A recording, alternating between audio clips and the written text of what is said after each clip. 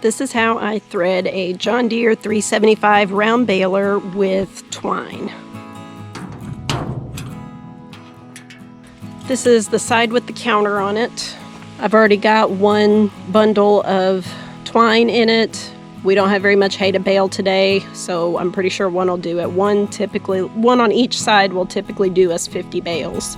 Good practice is the tail for your next one. Put it to the back of the compartment to feed into the next side. And that way, as this is unwinding, it's less likely to catch this and cause a clog. If we were baling a lot of hay today, we would put another bundle back here. We would unthread this, feed it through this hole, feed it through here, and then tie it in the middle part of the new bundle. Again, facing the end of your bundle to the back of the compartment so nothing gets tangled. I'm going to try and do this one-handed. First, feed through this ceramic piece, then through the hole in the front of the compartment, then through this round feeder, then through, pull back the spring-loaded. We took off our bottom spring. It helped quite a bit with our tension. And then through the front of the baler,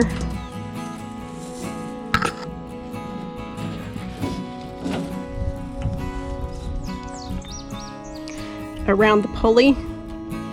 We lost the marker on our pulley, so we just put a piece of electrical tape on there so we can see. Down through this hole.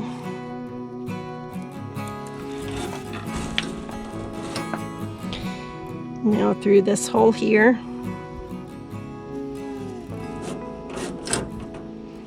Then through this hole here.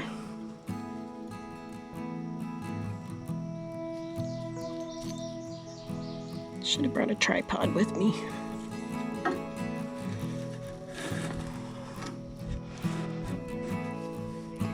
Then through this loop here.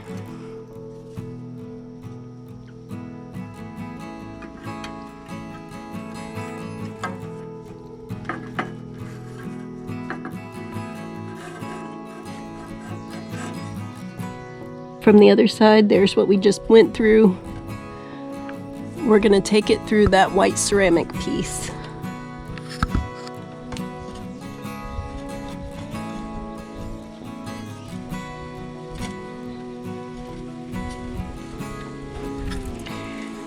Push back on your front threader arm so that it'll hold it up like that. Take it over and around. There's a pressure plate with a spring. You can see that. Take it down over that and under that stop, and then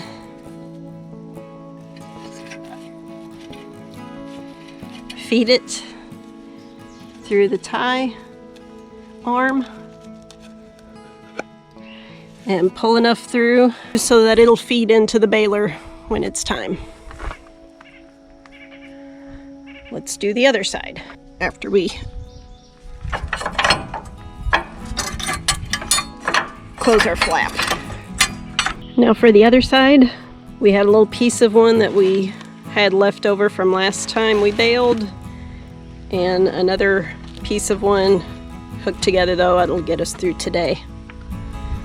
So feed the end of your first bundle through the hole in the top of the compartment.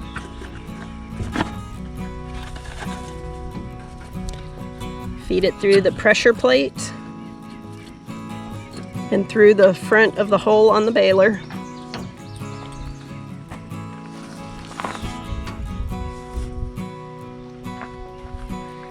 Around the top of the pulley, behind the guide.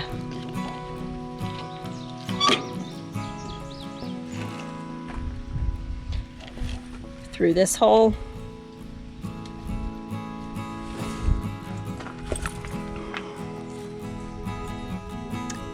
You can see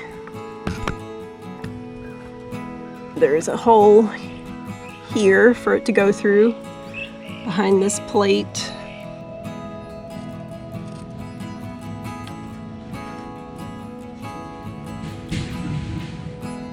Now we're going around the back of this to reach the other threader arm.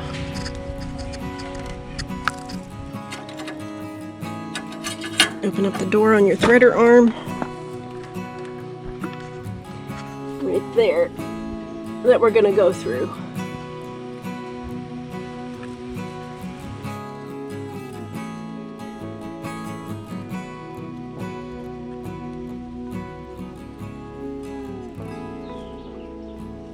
Try to get a good angle in here. Now it's coming through the threader arm.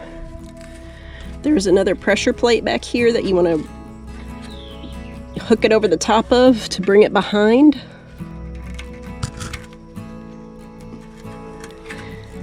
And then underneath that stop, this stop here. And then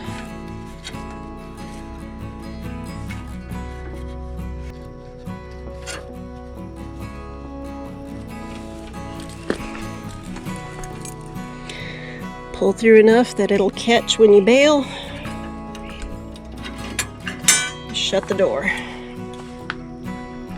That may not be the correct way to do it, but that's the way I've been doing it, and it's been working. There's some stickers with helpful information inside one of the baler doors.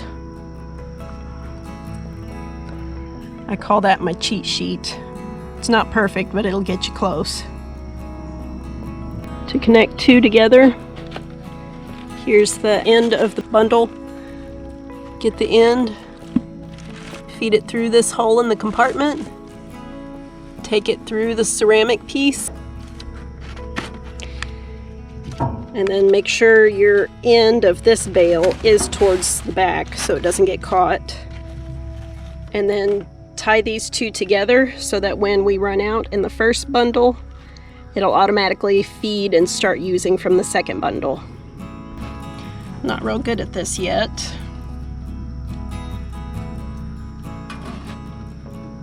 I hear you do a square knot, but I don't know that I'm the best teacher for that.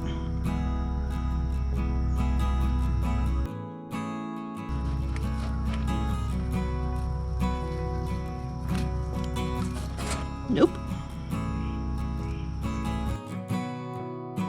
Take two.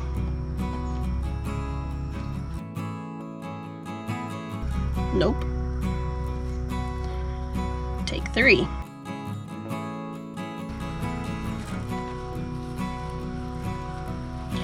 Did it that time, but I don't know if it was in the frame or not. I can't tell you what I did because I don't know, but cut your tails off so nothing gets caught up, and put it back down inside your second bundle.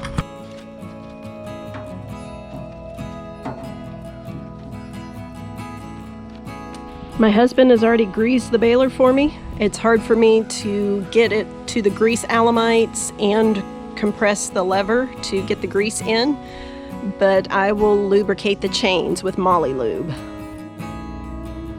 And this is the Molly Lube we use.